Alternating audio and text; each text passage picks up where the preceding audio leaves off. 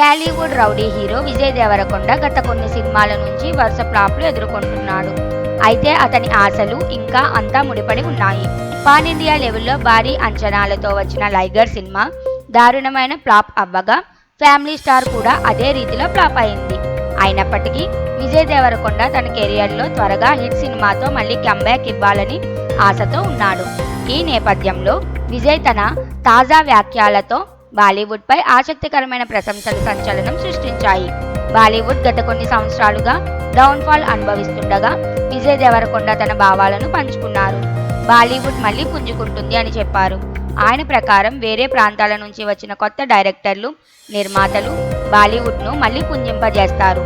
అతను మాట్లాడుతూ, south cinema ఇప్పుడు ప్రపంచ స్థాయికి ఎదుగుతున్నప్పుడు బాలీవుడ్ కూడా పూర్వ వైభవాన్ని తిరిగి పొందుతుంది.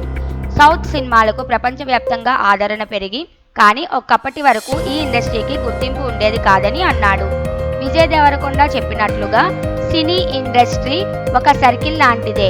రానున్న 5-10 ఏళ్లలో పరిస్థితులు మారే అవకాశం ఉంది.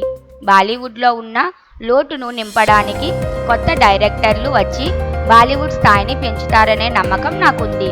అయితే వీరు ముంబైకి చెందిన వాళ్లకు కాకుండా బయటి ప్రాంతాల నుంచి వచ్చే వాళ్లే అవుతారు అని అన్నారు. అతను బాహుబలి మూవీని ప్రస్తావిస్తూ, బాహుబలి అలా ఒక సినిమాలో రూపాంతరం తీసుకువచ్చింది.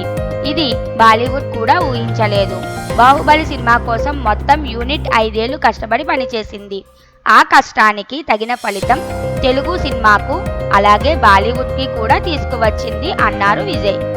ప్రస్తుతం విజయ్ దేవరకొండ గౌతమ్ తిననూరి దర్శకత్వంలో కింగ్డమ్ అనే సినిమాతో బిజీగా ఉన్నాడు.